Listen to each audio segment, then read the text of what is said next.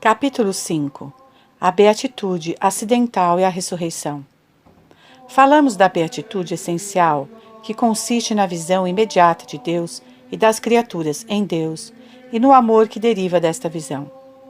O Senhor, rico em misericórdia, dá largamente aos seus eleitos, e além da beatitude essencial, os faz encontrar uma alegria nos bens criados legítimos que correspondem às suas aspirações. É o que chamamos de beatitude acidental. Ela se encontra na sociedade dos amigos, na alegria do bem feito na terra e sua recompensa especial, a auréola das virgens, dos doutores e dos mártires. Encontrar-se-á, enfim, na ressurreição e nas propriedades dos corpos gloriosos. Beatitude acidental na alma.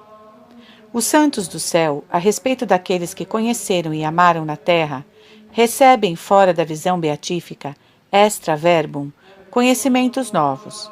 É para eles uma alegria acidental muito apreciável saber, por exemplo, o progresso espiritual de algum de seus protegidos fez aqui na terra, e ver entrar no céu novas almas, sobretudo se elas lhes são particularmente ligadas. Esses conhecimentos, extra verbum, são inferiores à visão beatífica, e são eles que são chamados visão vespertina ou crepuscular, em oposição àquela matutina que faz ver em Deus as coisas criadas.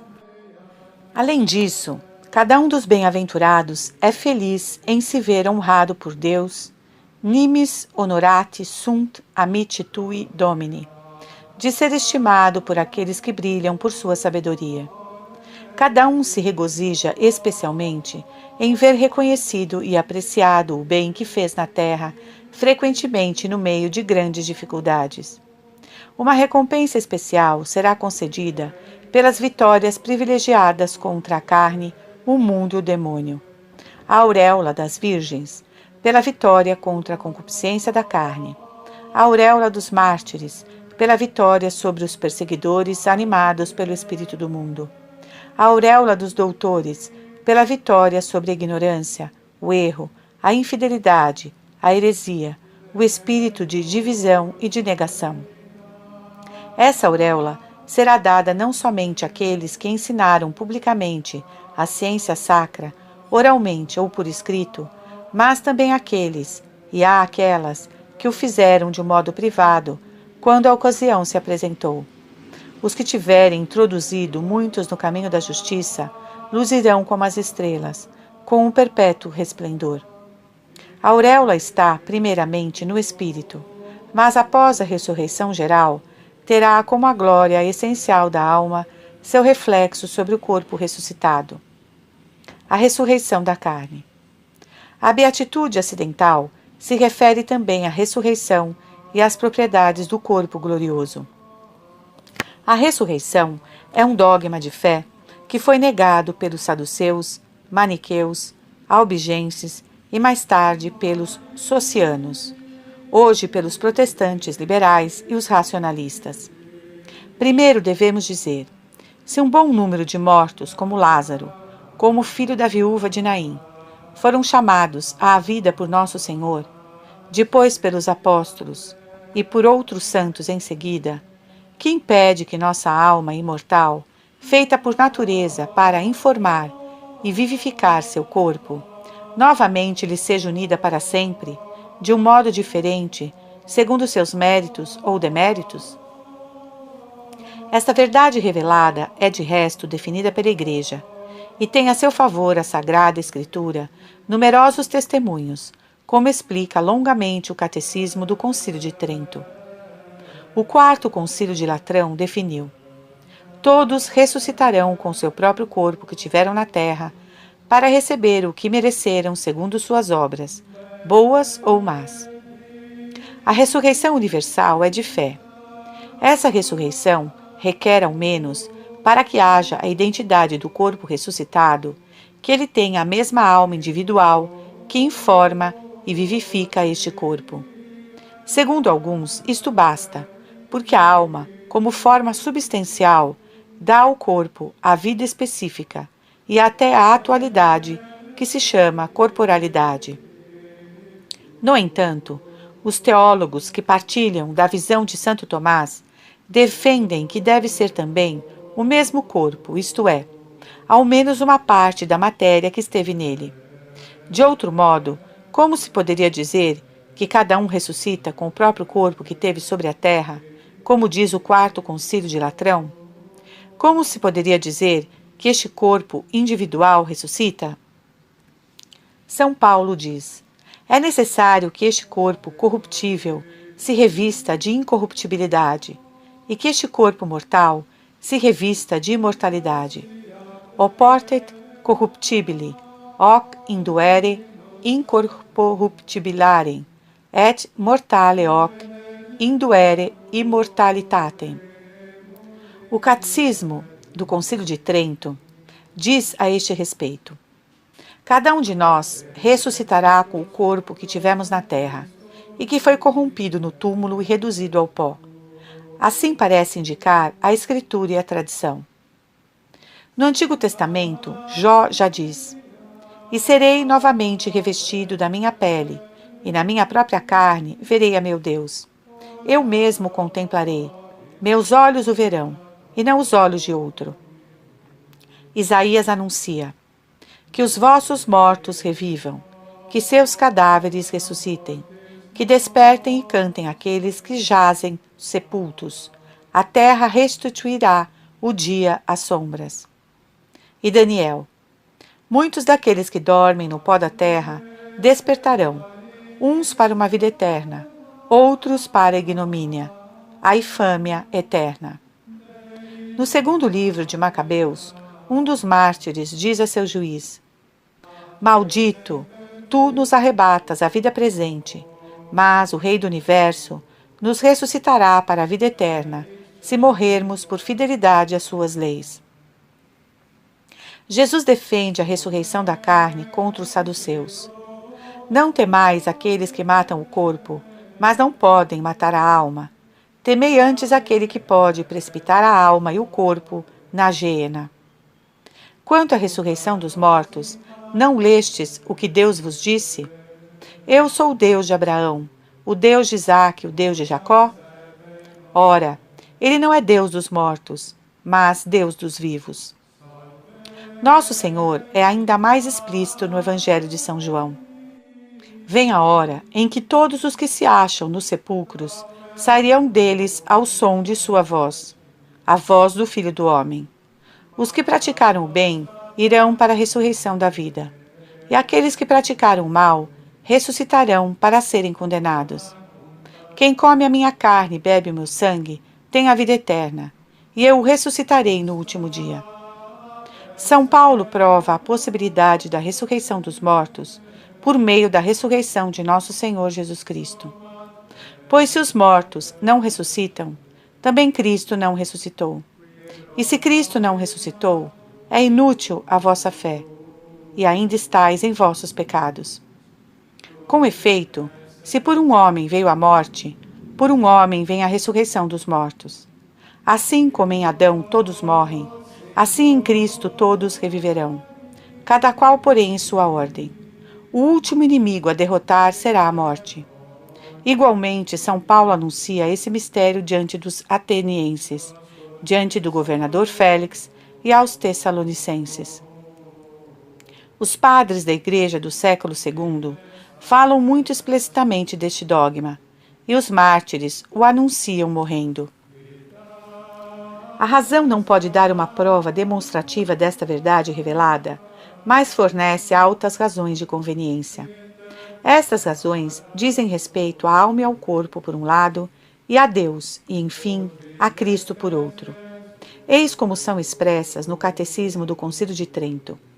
A primeira é que nossas almas, que não são senão uma parte de nós mesmos, são imortais e conservam sempre sua propensão natural a se unir aos nossos corpos. Então pareceria contrário à natureza que eles fossem separados para sempre. Ora, o que é contrário à natureza e se encontra no estado de violência, não pode durar para sempre.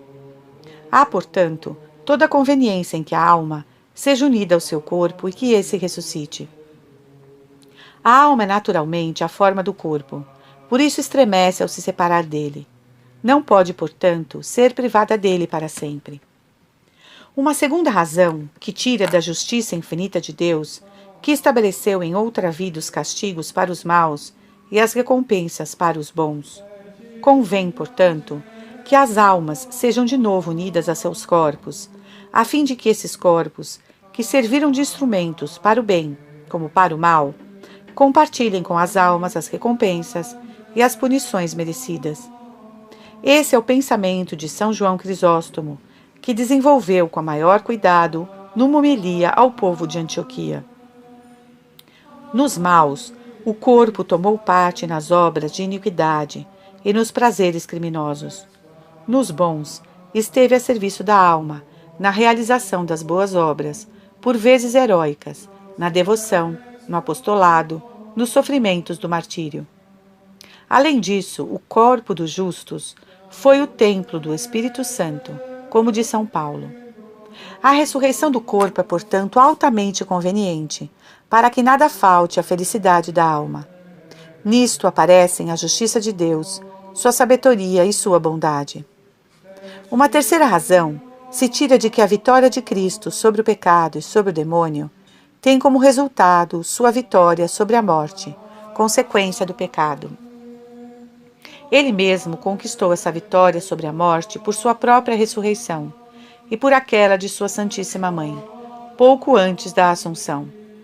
Convém, portanto, para que ele seja o Salvador da humanidade em corpo e alma, que conquiste a vitória definitiva sobre a morte pela ressurreição universal.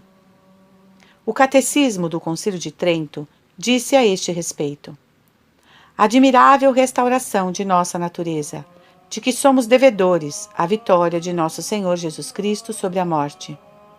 A Sagrada Escritura é formal sobre este ponto. Ele aniquilará a morte para sempre, diz Isaías, falando de Jesus Cristo. Oséias lhe faz dizer: ó morte, eu serei tua morte. São Paulo, explicando essas palavras, não teme afirmar que, após todos os outros inimigos, a própria morte será destruída. Lemos em São João: já não haverá morte. Era, com efeito, de suma conveniência que os méritos de Jesus Cristo, que destruíram o império da morte, fossem infinitamente mais eficazes e mais poderosos que o pecado de Adão. As propriedades dos corpos gloriosos. São Paulo diz: o brilho dos celestes difere do brilho dos terrestres. Uma é a claridade do sol, outra a claridade da lua, e outra a claridade das estrelas. E ainda uma estrela difere da outra na claridade. Assim também é a ressurreição dos mortos. Semeado na corrupção, o corpo ressuscita incorruptível. Semeado no desprezo, ressuscita glorioso. Semeado na fraqueza, ressuscita vigoroso. Semeado o corpo animal, ressuscita corpo espiritual ou sutil. Segundo esta doutrina, os teólogos distinguem 4 qualidades principais dos corpos gloriosos: a impassibilidade, a sutileza, a agilidade, a claridade. A impassibilidade é o dom que os preserva não somente da morte, mas da dor. Derivará da perfeita submissão do corpo à alma. A agilidade livrará o peso do corpo, que por vezes o esmaga na vida presente.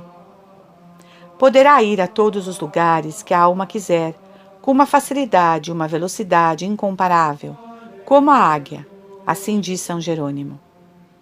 A sutileza a tornará capaz de penetrar os outros corpos sem dificuldade. Assim, o corpo glorioso de Cristo ressuscitado entrou no cenáculo quando as portas estavam fechadas. A claridade dará ao corpo dos santos este brilho e este esplendor, que é a própria essência da beleza. Nosso Senhor diz: no reino de seu Pai, os justos resplandecerão como o sol. E para dar uma ideia disto, foi transfigurado diante de 3 dos seus apóstolos no Tabor. São Paulo diz também: Jesus Cristo transformará nosso mísero corpo, tornando-o semelhante ao seu corpo glorioso. Os israelitas no deserto viram uma imagem desta glória na fronte de Moisés, quando, após ter visto a Deus e recebido suas palavras, apareceu diante deles com a face tão luminosa que os seus olhos não podiam suportar o brilho. Esta claridade é apenas um reflexo ou uma redundância da glória da alma sobre o corpo. E, portanto, os corpos dos santos não terão todos o mesmo grau de claridade, mas sim algo proporcional à luz da glória e da caridade, que corresponderá aos seus méritos. Também São Paulo disse como vimos: ainda uma estrela difere da outra na claridade. Assim também é a ressurreição dos mortos. Enfim, nossos sentidos encontrarão uma puríssima e inefável alegria ao contemplar a humanidade de Jesus, a bem-aventurada Virgem Maria, o corpo dos santos, toda a beleza do mundo renovada, e ao ouvirem os cantos que acompanharão o culto de adoração e de ação de graças da cidade de Deus. Tal será a beatitude acidental do céu após a renovação do mundo. Quais são desde agora para nós os frutos dos conhecimentos deste mistério, ao qual não tínhamos por natureza nenhum direito de aspirar? O Senhor dignou esconder essas coisas aos sábios e entendidos e as revelar aos pequenos. Devemos primeiramente agradecer a infinita bondade.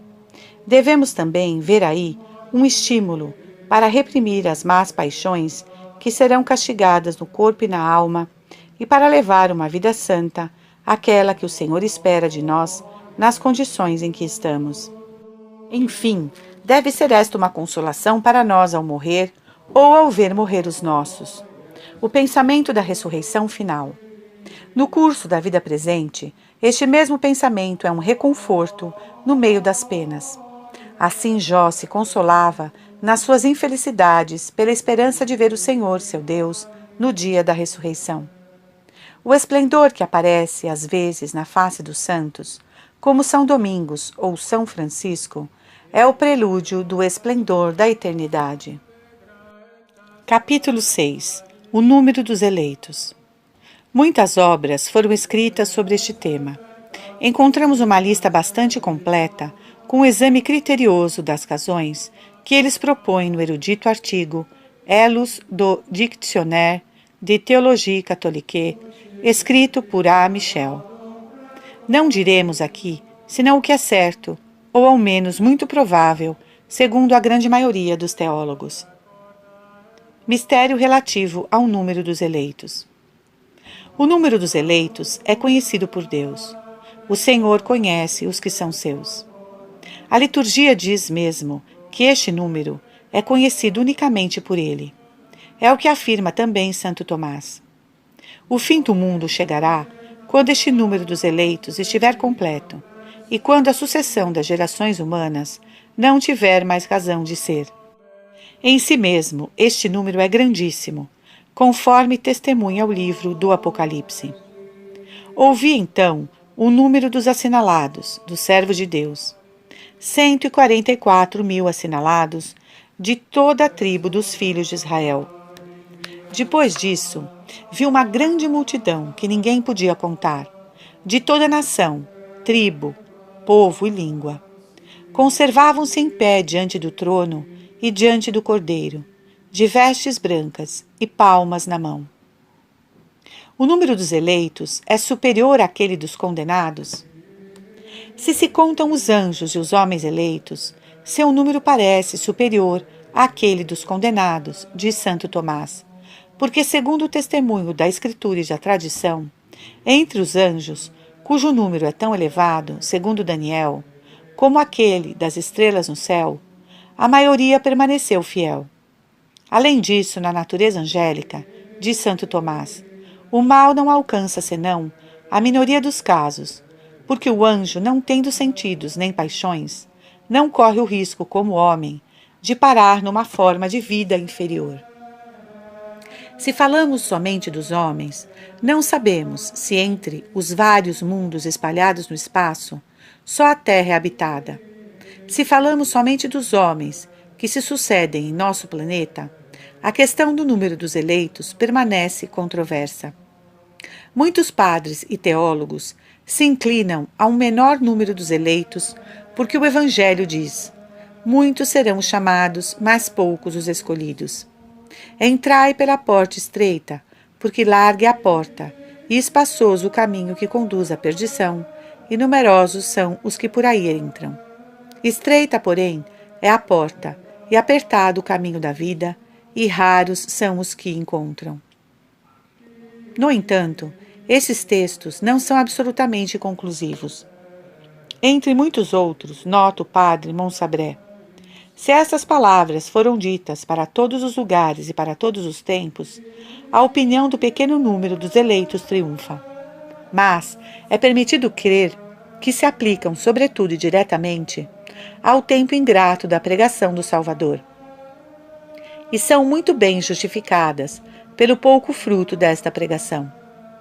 Quando Jesus quer nos fazer entrever o futuro, fala de outra maneira. Ele diz a seus discípulos: quando for elevado da terra, atrairei a mim todos.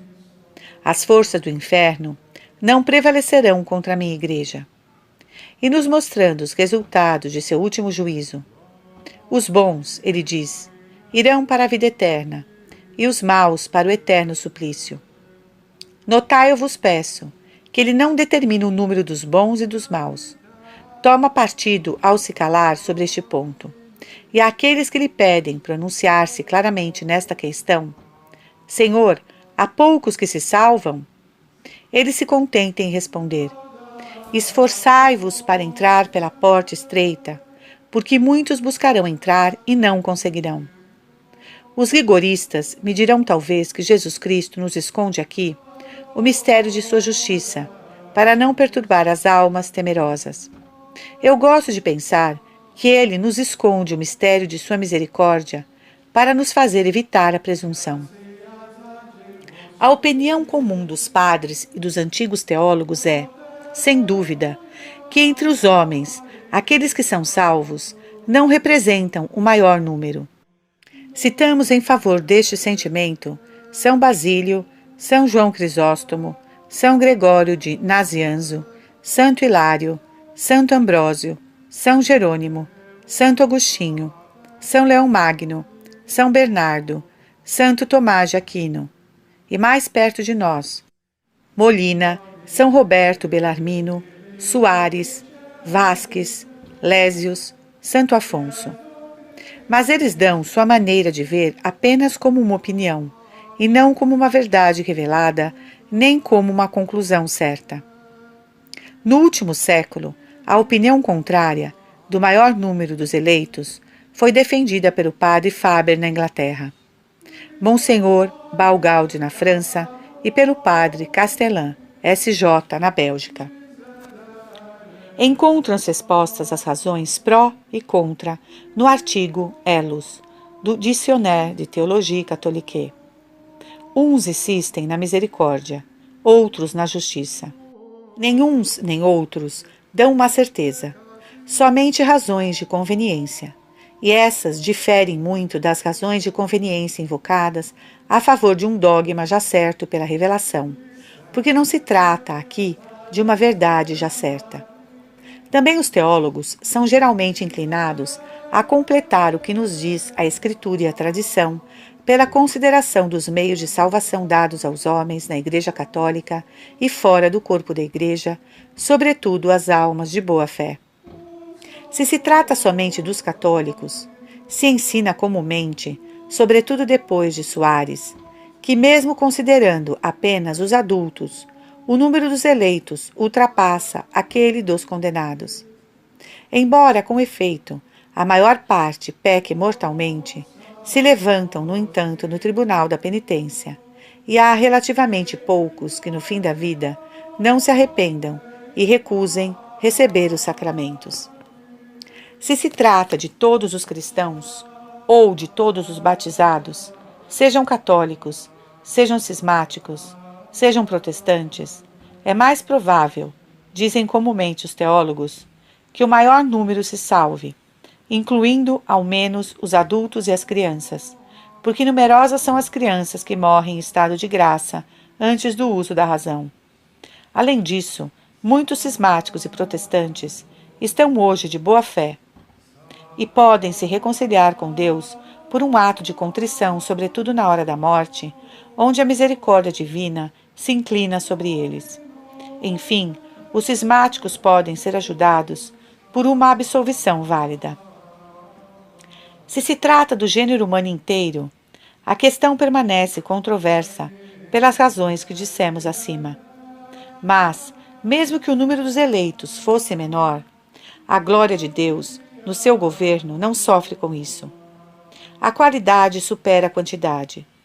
Uma só alma eleita é como um universo espiritual que alcançou o seu objetivo.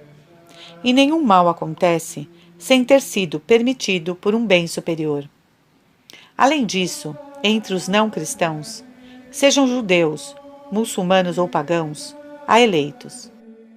Os judeus e muçulmanos não somente admitem o monoteísmo, mas conservam fragmentos da revelação primitiva e da revelação mosaica. Podem assim crer num Deus remunerador sobrenatural e, com o auxílio da graça, fazer um ato de contrição. Mesmo se trate de pagãos que estão na ignorância invencível ou absolutamente involuntária da verdadeira religião e que se esforçam de observar a lei natural, os auxílios sobrenaturais lhes são oferecidos pelos meios conhecidos por Deus para que possam chegar à salvação. Como diz Pio X, recordando que Deus não ordena nunca o impossível. Àquele que faz o que está em seu poder, Deus não recusa sua graça, como dizem comumente os teólogos. Podemos chegar a uma certeza sobre a questão? A maioria dos homens se salvará? É melhor reconhecer nossa ignorância sobre este ponto e evitar desencorajar os fiéis por uma doutrina demasiado rígida, ou os expor ao perigo de se perderem por uma doutrina demasiado fácil. O importante é observar os mandamentos de Deus, sempre se lembrando desta grande verdade bem expressa por Santo Agostinho. Deus não ordena o impossível, mas, dando seus preceitos, nos adverte a fazer o que podemos e pedir sua graça para realizar o que não podemos, e Ele nos ajuda para que possamos. É preciso também colocar sua confiança em Jesus Cristo, vítima de propiciação por nossos pecados, no Cordeiro de Deus que tira o pecado do mundo. Aproximemo-nos, pois, confiadamente do trono da graça, a fim de alcançar misericórdia e achar a graça de um auxílio oportuno. Sinais de predestinação. Como declara o Concílio de Trento, não podemos ter na terra, sem uma revelação especial, a certeza de que somos predestinados. Nenhum dos justos, exceto por uma revelação especial, sabe se perseverará nas boas obras e na oração. Há, no entanto, sinais de predestinação que dão um tipo de certeza moral que se perseverará. Os padres, especialmente São João Crisóstomo, São Gregório Magno, São Bernardo, Santo Anselmo, indicaram, de acordo com algumas palavras da Sagrada Escritura, vários sinais de predestinação que os teólogos frequentemente enumeraram, como se segue. Primeiro, uma boa vida. Segundo, o testemunho de boa consciência, isenta de faltas graves e disposta antes a morrer do que ofender gravemente a Deus. Terceiro, a paciência nas adversidades por amor de Deus. Quarto, o gosto da palavra de Deus. Quinto, a misericórdia para com os pobres. Sexto, o amor aos inimigos. Sétimo, a humildade.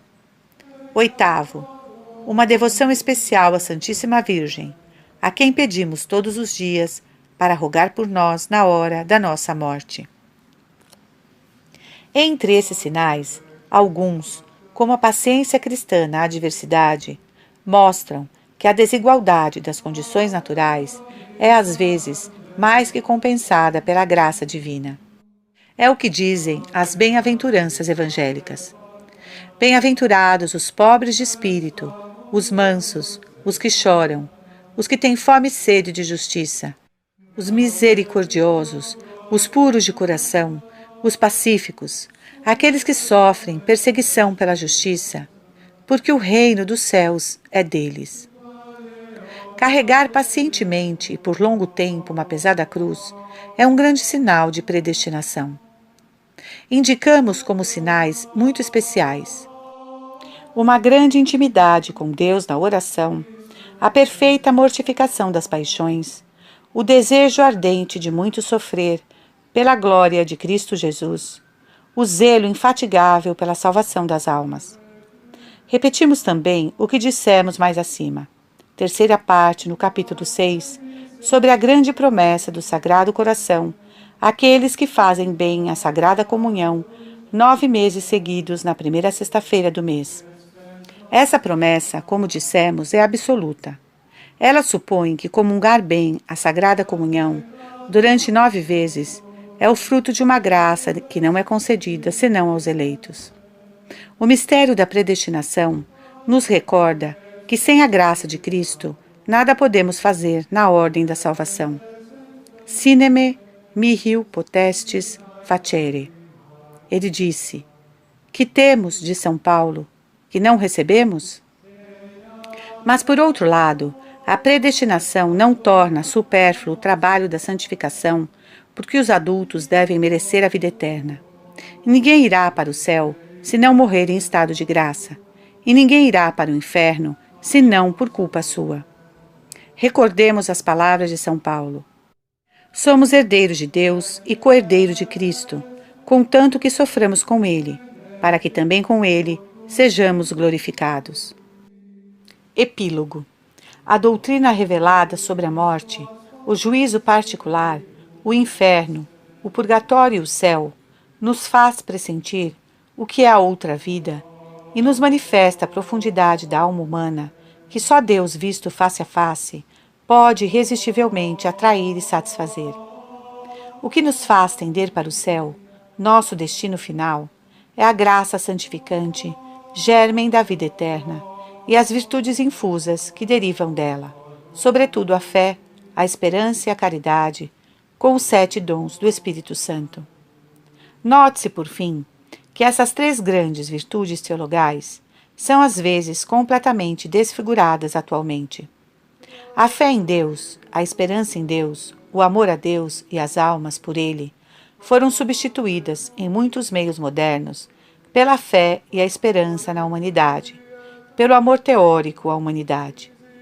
A fraseologia tomou nestes meios o lugar da doutrina sagrada.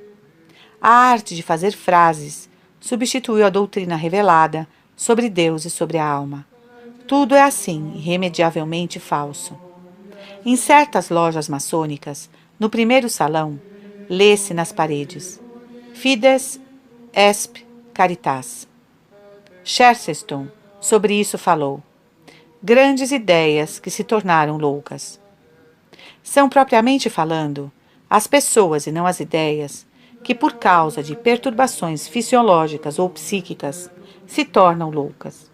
E quanto mais essas pessoas foram dotadas de uma grande inteligência, mais essa loucura é aflitiva e toma proporções que correspondem às de suas faculdades e de sua cultura. É assim que a loucura religiosa é a mais difícil de ser curada, porque não se pode apelar para superá-la a um motivo mais elevado. A inteligência se perde naquilo que há de mais alto. Então ela se engana habitualmente, não sobre o valor dos objetos mais ordinários, mas sobre o das ideias mais elevadas, sobre Deus, sobre suas perfeições infinitas, sua justiça e sua misericórdia. Grandes ideias que se tornaram loucas são ideias religiosas que perderam seu significado superior e que estão completamente desorientadas, desequilibradas. É o que acontece quando se substitui a fé em Deus, que não pode se enganar, nem nos enganar, pela fé na humanidade, apesar de todas as suas aberrações. E como a fé verdadeira iluminada pelos dons do Espírito Santo, pelos dons da inteligência e da sabedoria, é o princípio da contemplação mística. A fé degenerada e completamente desorientada se torna o princípio de uma falsa mística, que se apaixona pelo progresso da humanidade, como se este progresso, doravante, não tivesse mais volta. Até mesmo como se este progresso fosse o próprio Deus, que se tornasse ou se fizesse em nós. Quando perguntavam a Renan, Deus existe? Ele respondia, ainda não, sem perceber bem que era uma blasfêmia. A antiguidade clássica não conheceu um desequilíbrio tão profundo. Depois dela, veio o cristianismo, a elevação sobrenatural do Evangelho. E quando se separa dele, a queda é muito mais rápida, porque se cai de mais alto. A descida começou com Lutero, pela negação do sacrifício da missa, do valor da absolvição sacramental e, portanto, da confissão. Pela negação também da necessidade de observar os mandamentos de Deus para se salvar. A queda se acelerou em seguida com os enciclopedistas e os filósofos do século XVIII, com o cristianismo corrompido de J. J. Rousseau, que remove do Evangelho seu caráter sobrenatural e reduz a religião ao sentimento natural que se encontra mais ou menos alterado em todas as religiões. A Revolução Francesa propagou em todos os lugares estas ideias. Na mesma época, Kant sustenta que a razão especulativa não pode provar a existência de Deus. E então, Fichte e Hegel ensinam que Deus não existe fora e acima da humanidade, mas se faz em nós e por nós, e que não é outra coisa senão o próprio progresso da humanidade, como se não fosse acompanhado, de vez em quando, de um espantoso retorno à barbárie. Entre o cristianismo e estes erros monstruosos, quer o liberalismo ficar no meio do caminho, e não conclui nada, o que não é o bastante para agir. Por isso foi substituído pelo radicalismo na negação, depois pelo socialismo, e finalmente pelo comunismo materialista e ateu, como previu Donoso Cortés. Esse comunismo é a negação de Deus, da religião, da família, da propriedade, da pátria, e conduz a uma servidão universal, pela mais espantosa das ditaduras. A descida é acelerada, como a queda dos corpos. Para subir novamente, não há outro caminho senão a verdadeira santidade, mas importa considerá-la de modo realista. A santidade, como mostra Santo Tomás, tem dois caracteres essenciais: a ausência de toda mancha ou do pecado que afasta de Deus e uma firmíssima união com Deus.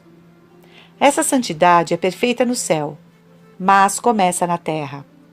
Ela se manifesta concretamente de 3 maneiras, sobre as quais queremos insistir aqui. Há, com efeito, 3 grandes deveres para com Deus. Devemos conhecê-lo, amá-lo e servi-lo, e obter assim a vida eterna.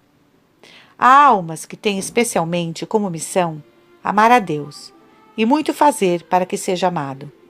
São almas de forte vontade, que recebem graças de amor ardente.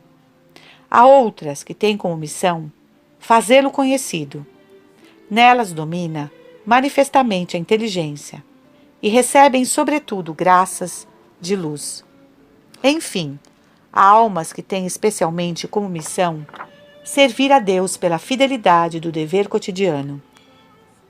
É o caso da maioria dos bons cristãos, que empregam a memória e a atividade prática para serem fiéis ao dever de cada dia. Essas 3 formas de santidade parecem representadas em 3 apóstolos privilegiados: Pedro, João e Tiago. As almas em que a vontade domina recebem bastante cedo graças de amor ardente. Elas se perguntam: que farei por Deus? Que boa obra empreenderei por sua glória? Elas têm sede de sofrer, de se mortificar, para provar a Deus seu amor, para reparar as ofensas que recebe, para salvar os pecadores. E é secundariamente que se aplicam a melhor conhecer a Deus. A esse grupo pertence o profeta Elias, tão notável por seu zelo. São Pedro, tão profundamente devotado a Nosso Senhor, e que por humildade e amor a Jesus, quis ser crucificado de cabeça para baixo. Os grandes mártires, Santo Inácio de Antioquia, São Lourenço. Mais perto de nós, o seráfico São Francisco de Assis, Santa Clara, as Clarissas. Mais tarde, São Carlos Borromeu, São Vicente de Paulo, todo transbordante de caridade pelo próximo, Santa Margarida Maria, São José Bento Labré, com seu amor à cruz, e o Santo Cura d'Ars. O perigo para essas almas está na energia de sua vontade, que pode degenerar em rigidez, tenacidade e obstinação. Entre as menos ferventes entre elas, este será seu defeito dominante, um zelo não bastante esclarecido, pouco paciente e doce, e algumas vezes se darão demasiado às obras ativas, às custas da oração. As provações que o Senhor lhes envia tendem sobretudo a suavizá-las, e às vezes a quebrar sua vontade quando se tornou muito rígida, para que seja plenamente dócil à inspiração do Espírito Santo, e para que seu zelo ardente seja cada vez mais humilde, esclarecido, paciente e manso. É por essa inclinação que se elevam ao ápice da perfeição. As almas em que a inteligência domina se elevam por outra encosta. Elas recebem bem cedo graças de luz, que as levam à contemplação, às grandes vistas de conjunto que fazem o valor da sabedoria. É somente através da razão que seu amor cresce. Elas experimentam menos que as anteriores a necessidade de agir, ou a de reparar, mas, se são fiéis, chegarão ao amor heróico a este Deus que as arrebata. A esse grupo de almas pertencem os grandes doutores, Santo Agostinho, Santo Tomás de Aquino e São Francisco de Sales, que lamentava por sua lentidão em seguir as luzes que tinha recebido. O perigo dessas almas é contentar-se com essas luzes e não conformar bastante sua conduta com elas. Enquanto sua inteligência é muito iluminada, a sua vontade falta ardor. Essas almas sofrem especialmente pelo erro, pelas falsas direções que desviam a inteligência.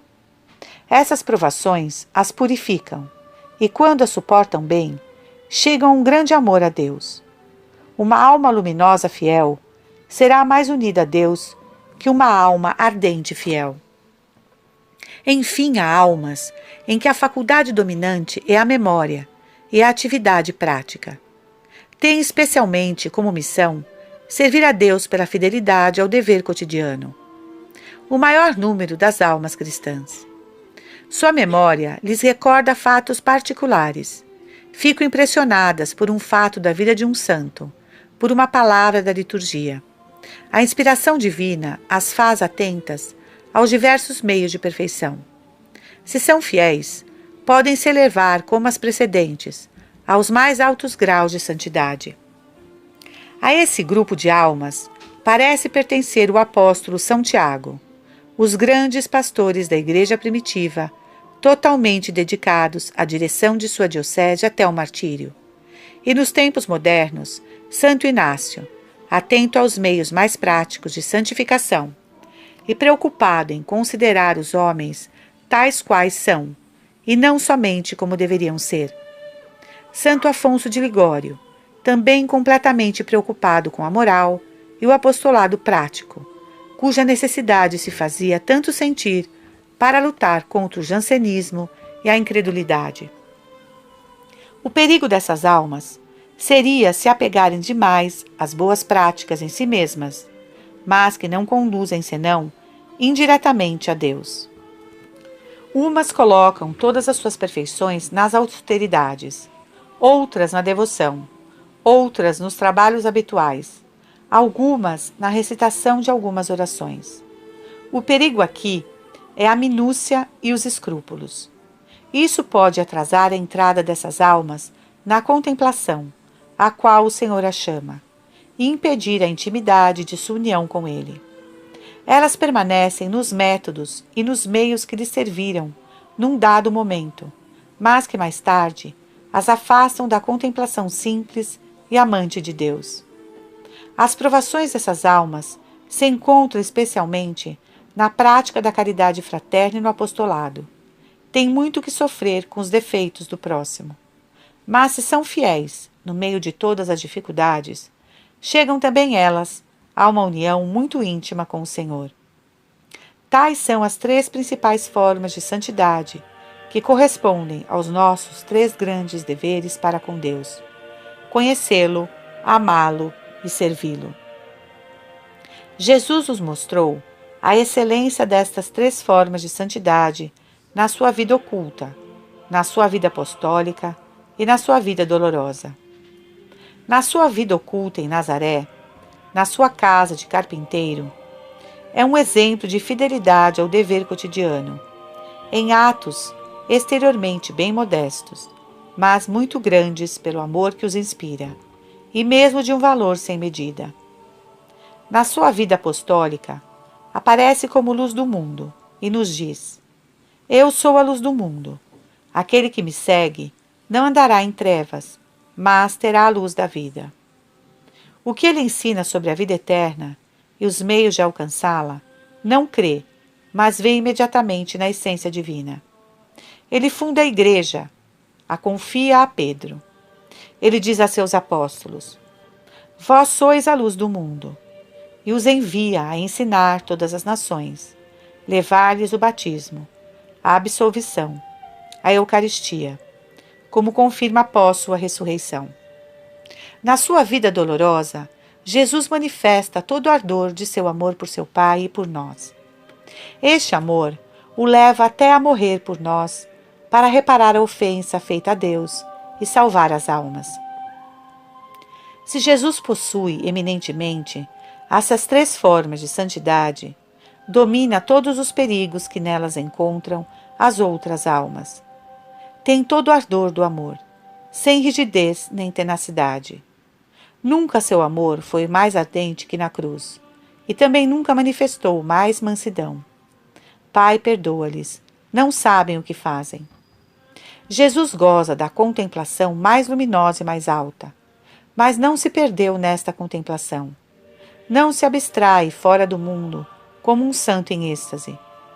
Jesus está acima do êxtase, e sem deixar de contemplar seu Pai e estar intimamente unido a Ele, se entretém com seus apóstolos nos próprios detalhes de sua vida apostólica.